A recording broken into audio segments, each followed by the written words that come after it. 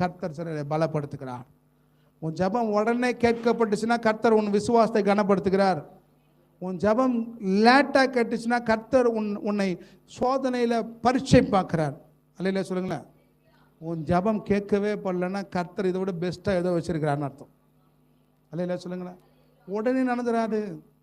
இது வெத்தலை போட்டு மை போட்டு பார்க்குற விஷயம் கிடையாது. ஆண்டவர் சோதனை. அல்லையா சொல்லுங்களேன். ஆண்டவர் உனக்கு சில இதெல்லாம் தரமாய் கொடுப்பார். தாமதமான delayed blessing is always a double blessing. Amen. வாசிக்கலாம் தொடர்ந்து. இப்போ இந்த 2 கேட்டகரியில் நீயே நானும் வரல. வாசிக்கலாம்.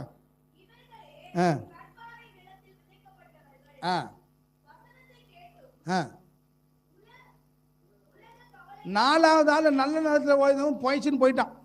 அவன் உயர்ந்துட்டான், பரிசுத்தவன் ஆயிட்டான், ஆஸ்வதிக்கப்பட்டவனா. அந்த கேட்டகரியிலே நம்ம வரல. பல சமயத்தில் எங்கே 95% கிறிஸ்டின் மாட்டுக்கிறானா?